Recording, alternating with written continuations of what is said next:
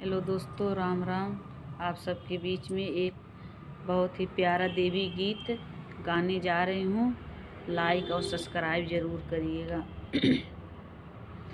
मैया ऐसी जोत जलई हो, मैया ऐसी जोत जलई हो, उजियारा होवे गली गली, उजियारा होवे गली गली।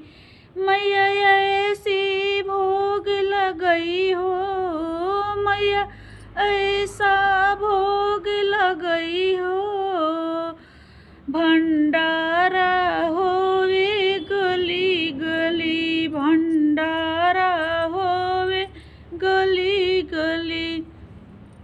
मैया ऐसी जोत जलई हो, मैया ऐसी जोत जलई हो, उजियारा होवे गली गली, उजियारा होवे गली गली।